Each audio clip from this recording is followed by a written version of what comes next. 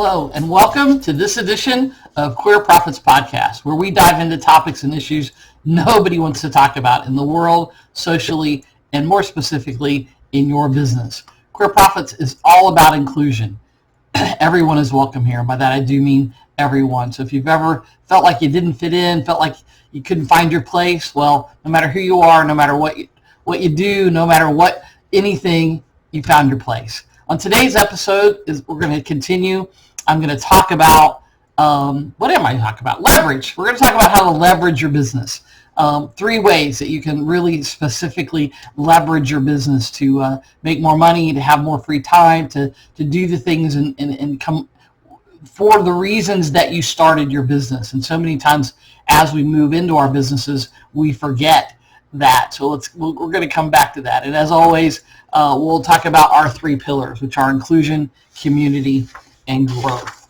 And so let's jump into this whole idea and this whole concept of leverage. Basically, the 3 ways that you can leverage your business, right? You systemize, you automate, and you delegate, right?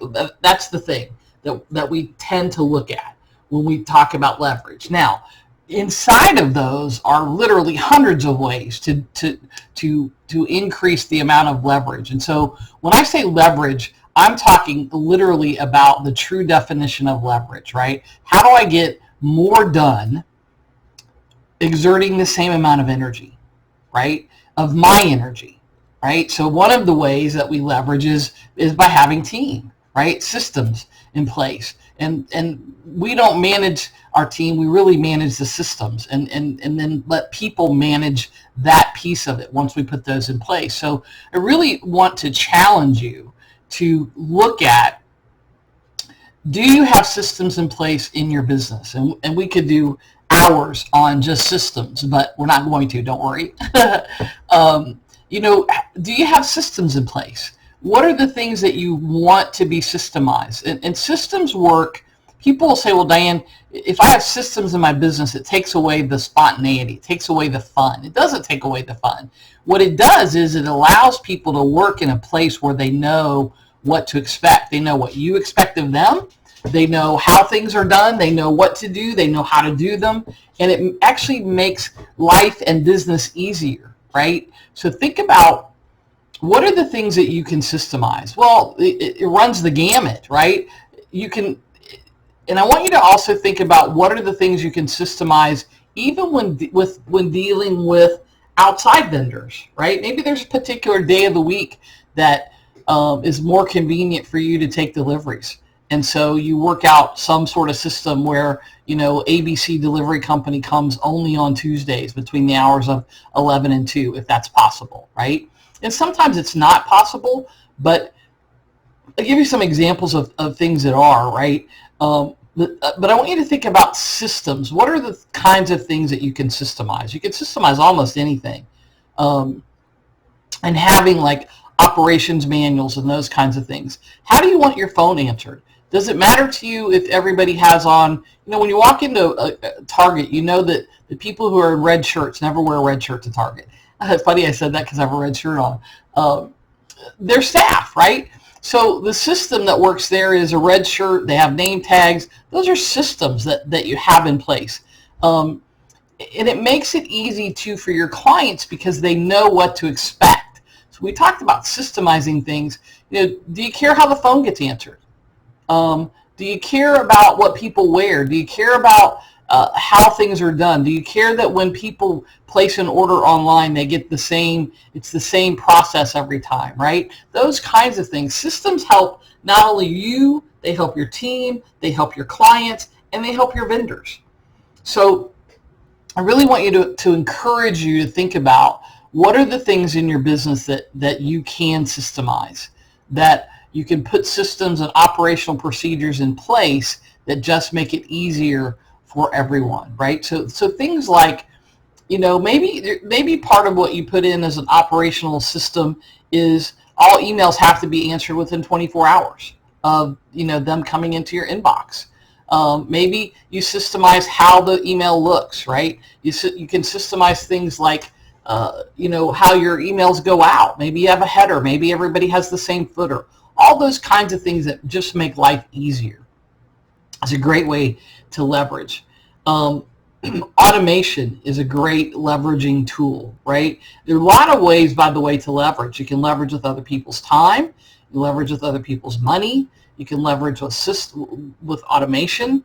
All sorts of ways to do this, right? So automating, what can you automate? Maybe you have an automation system that answers your phone that helps, right, and diverts the people who are calling in to different people. By the way, you can do that even if you work remotely. There are systems out there that allow you to do that.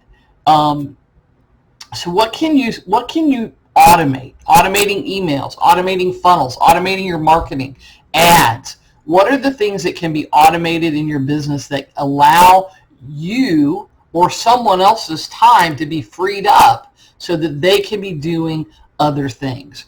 All sorts of ways. Automation and technology are only growing all the time. And so automation becomes, I was going to say easier, but I'm not sure I would say easier. It's easier for the people who understand it, right? And for the people who that's how their mind works. It doesn't happen to be how my mind works. And yet we automate a lot of things. We can automate things in our sales processes. We automate,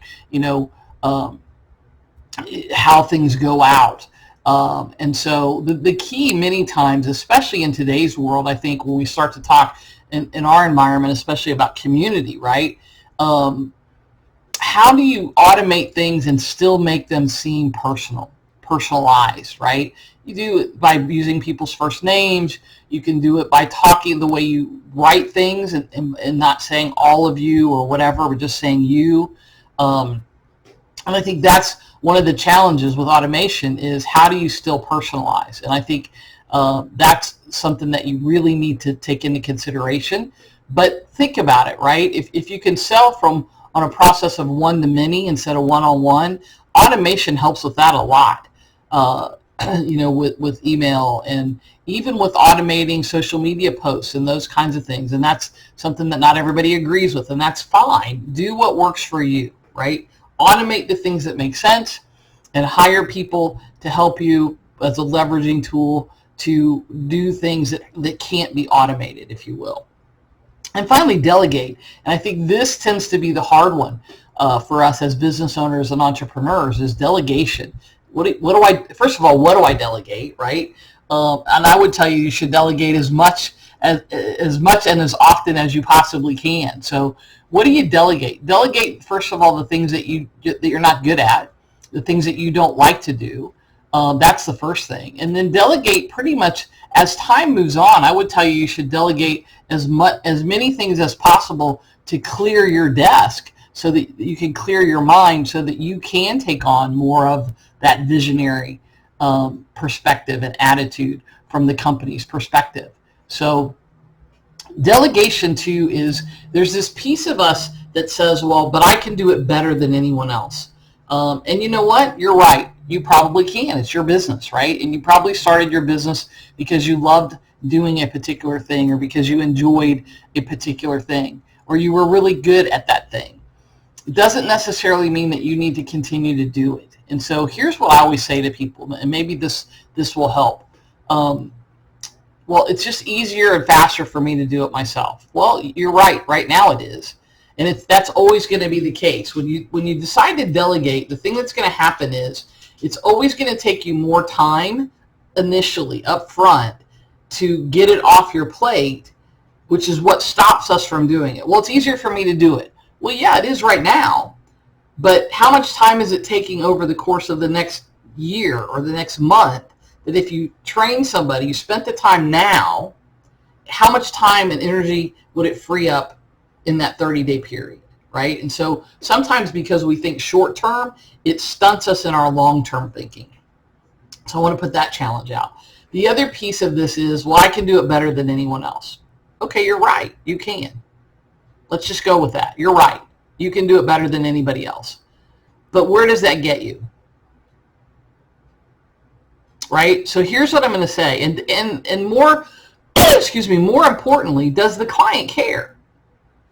Because that's the ultimately, the service point of this is ultimately the end user. It's ultimately for the client. So let's just say that this is how well you would do something, right? It's top notch. It's all the way at the top. And that's where your level of completion and quality is for you. My guess is, because you're so darn good at that the client's expectation is somewhere in here, okay? So there's this gap between what the client expects and what you can deliver, because you're the best at this. So if you hire somebody or bring somebody in or have somebody on your team do this thing, and let's just say, for argument's sake, right, that they only do it 75% as well as you do, right? So now we're coming down to here. There's still this gap, right? There's still this gap between what you're delivering and what the client's expectation is. And there's also this other gap here, right, between these two, that now allows you to free up your time, because it still is higher than what the client expected. So they didn't expect this. They didn't even expect this, but they got it. And it frees up your time now to do that. And it's still better than what the client's expectation was. And I think when you really take that in, and yeah, you still have to monitor and you still have to look at things, but you don't have to be the one doing it. And just as we wrap up, the other thing I want you to think about is, how does this affect the things that you're doing in your personal life that you could delegate, that would free up time, energy, and money for you in your business life? Are you still mowing your own lawn? Are you still cleaning your own house? And I have people say to me, yeah, but Diane, I enjoy that. Okay, right? It would take me about 2 hours, 2.5 hours to mow and edge and trim my lawn. And it wouldn't be as good as what the guy who does it, right? 2 hours of my time, or I can pay somebody $50 to do it. That's literally what I pay to have my lawn done. 2 hours of my time are $50. Well, is my time worth $25 an hour? It's worth way more than that, right? And so what I start to look at is, if I could free up an hour of my time, and let's just say an hour of my time is worth $100. It's worth more than that, but let's just say it was worth $100. I'm paying him essentially $25 an hour. Let's say it was 50, right? I'm still ahead, $50. If I take that hour now and utilize it for something that I'm bringing in money, or I'm working on marketing or doing something in my business, my time is worth more than that $50 an hour. And so that's the way I start to look at things. Now, that's a simplistic view, and I get that, right? And at some point, here's the other piece that I'll leave you with. As you begin to do this, and as you begin to hire and bring people onto your team, it's scary, because you look at it and you say, oh my gosh, I'm going to pay this person $25,000 or $50,000 this year, or whatever the number is, right? But here's what you forget. One is that you forget that you don't have to have $50,000 right now, right? You only have to have the $2,000 or whatever that you're going to pay them initially. So that's a big load off. The other piece of this is that because they're doing things that you were doing, that now creates this void. It creates a hole. It creates a vacuum in your life and in your business, your hours, right, in your time. And guess what? Now what happens is that the universe, God, whatever you call it, right, looks at that and says, oh, Diane now has openings. Diane has more time for coaching. Diane has more time for this high-level things. And guess what happens? Pretty quickly, those things come. The business comes that fills that void and fills the space, so that now you have more money to be able to pay. It happens every time. And so don't get caught up in the short-term thinking that keeps you stunted in your long-term growth. Doesn't allow you to grow long-term because you can't get past this short-term idea. All right? Hopefully that was helpful, and hopefully you'll take some of that and utilize that. Leveraging your business is a really important step. And by the way, you have to leverage in your business before your business can scale. Let me say that again. When you start your business and you get to a certain point, you have to leverage your business. You have to put these leverage principles in place. And once you leverage in your business, then your business becomes scalable. If you don't have leverage and you're not utilizing leverage in your business, you can never scale your business. Think about that. Especially if you're somebody who wants to grow a big business and you want to sell your business over the long term, whether it's a year, 5 years, whatever, it has to be scalable. You have to be able to scale it. You have to have leverage in your business in order to do that. So that's it for today's edition of the Queer Profits Podcast. Thanks for being here. I so appreciate your time and attention. Whether you're queer or straight, these are definitely the kinds of things that you want to be looking at and talking about and dealing with in your business. If you want your business to be more profitable, go to queerprofits.com and get that free report called The 3 Keys to Growing Your Business Fast, Getting More Clients and Making More Money. It's literally going to take you less than 30 seconds to do that if you're interested in having that, and you should if you're listening to this and looking at growing your business. As always, we love to hear your comments. We love to have your suggestions. We'd love for you to share this with friends so that we increase our growth and our reach and can help more business owners, more queer business owners to grow their businesses in the way that makes sense. So Queer Profits Podcast is all about bringing our entire community together for the good of all of us. As business leaders, we can do just that. Unity, integration, and acceptance. It starts with each and every one of us, and each and every one of us has the opportunity to do that. So until next time, I'm Diane Conklin with Queer Profits Podcast. Make it a great day.